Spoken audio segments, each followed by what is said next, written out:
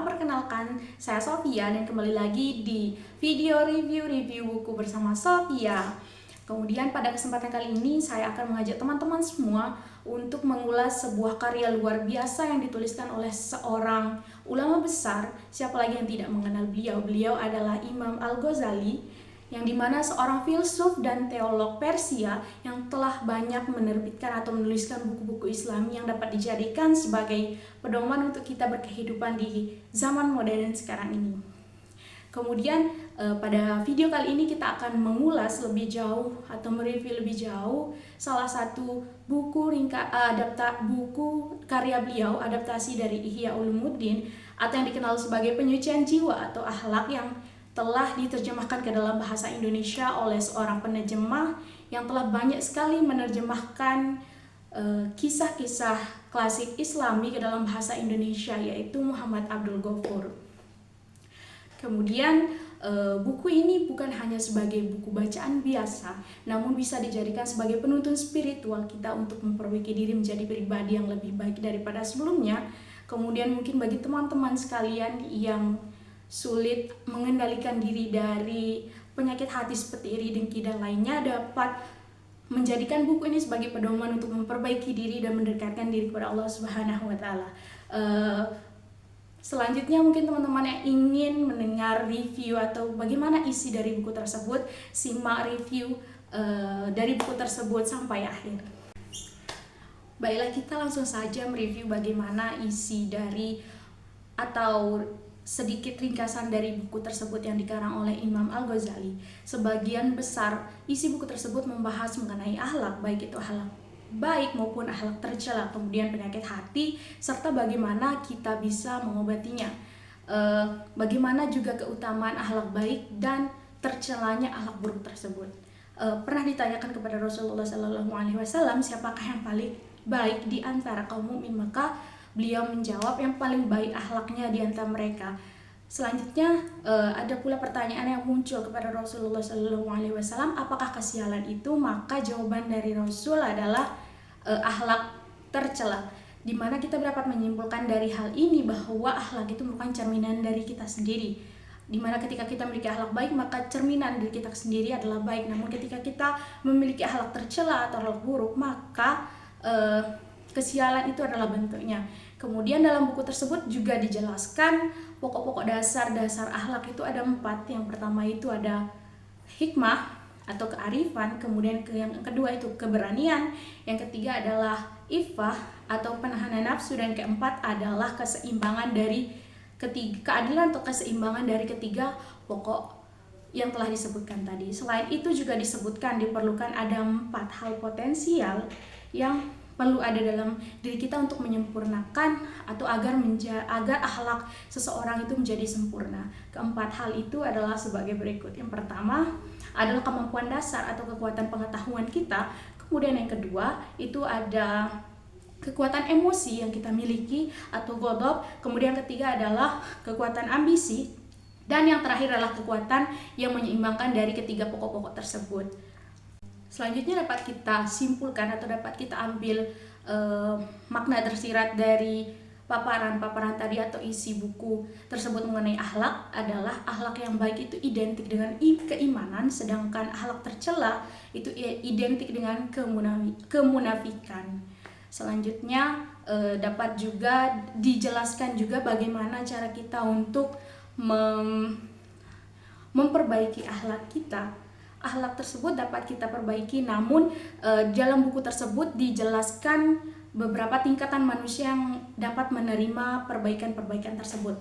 Di antaranya ada 4. Yang pertama itu adalah seorang yang polos atau tidak bisa membedakan mana yang hak dan mana yang batil.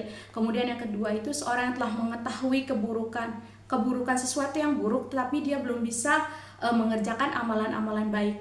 Kemudian yang ketiga adalah seorang yang merasa yakin bahwa berbagai sifat-sifat buruk itu justru merupakan hal-hal yang wajib dikerjakan, dan bahwasanya hal seperti itu adalah baik, benar, dan menguntungkan. Kemudian yang keempat adalah seorang yang diliputi oleh pikiran-pikiran buruk seiring dengan pertumbuhan atau perkembangan dirinya.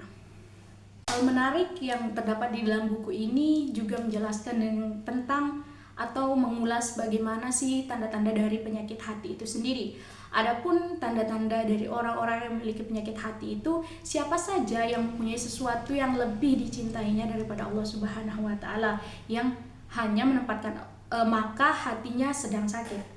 Jadi ketika hati seseorang sedang sakit, maka itu adalah tanda-tanda adanya penyakit hati dalam diri seseorang, di mana seperti terlalu banyak memikirkan hal dunia sehingga hal akhirnya terlupakan, sehingga tidak seimbang antara keduanya. Maka itu dapat menimbulkan yang namanya penyakit hati. Namun di dalam buku tersebut tidak hanya menjelaskan penyakit hati, namun juga membahas bagaimana cara kita mengobati dari penyakit hati tersebut.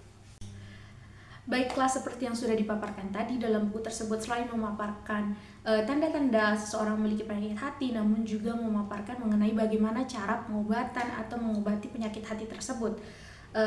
Sembuhnya penyakit hati itu dapat dilakukan dengan memperhatikan penyakit yang telah diupayakan pengobatannya sebelum ini. Misalnya saja ketika seseorang memiliki sifat kebakilan, misalnya penyakit tersebut merupakan penyakit yang dapat membinasakan manusia dan menjauhkan diri manusia dari Allah Subhanahu wa taala. Adapun cara pengobatannya adalah dengan menginfakkan atau mensedekahkan hartanya di jalan Allah.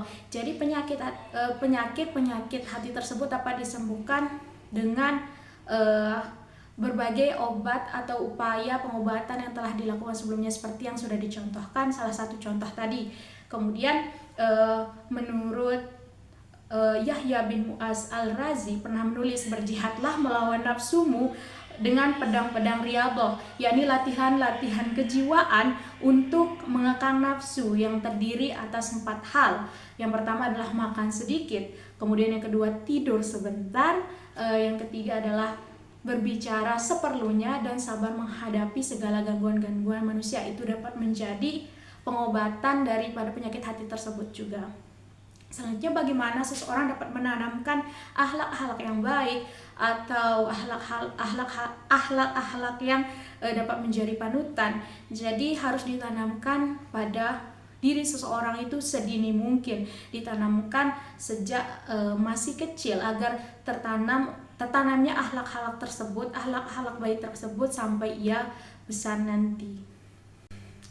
Mungkin itu adalah beberapa rincian atau review isi dari buku yang ditulis yang berjudul Mengobati Penyakit Hati Membentuk Akhlak Mulia, yang ditulis oleh Imam Al-Ghazali.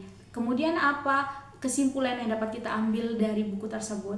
Kesimpulan yang dapat kita ambil dari buku tersebut adalah mengenali penyakit, tanda-tanda penyakit hati yang dimiliki oleh seseorang, kemudian bagaimana menyadari dampak buruk dari sifat tercela terhadap akhlak dan amal seseorang. Kemudian yang ketiga itu menyajikan bagaimana pengobatan-pengobatan untuk penyakit hati atau pengobatan jiwa untuk membentuk pribadi yang lebih bersih dan lebih baik dari sebelum-sebelumnya. Nah, itu dia review dari buku karya Imam Al-Ghazali mengobati penyakit dengan judul Mengobati Penyakit Hati Membentuk Akhlak Mulia. Kemudian buku ini tidak hanya memberi wawasan kepada kita, tapi juga mengetuk hati kita untuk lebih jujur melihat ke dalam diri kita, melihat bagaimana sifat-sifat tercela dalam diri kita, sehingga kita bisa memperbaikinya menjadi yang lebih baik. Karena sejatinya perjuangan terbesar adalah perjuangan untuk memperbaiki diri sendiri. Sekian review dari saya. Wassalamualaikum warahmatullahi wabarakatuh.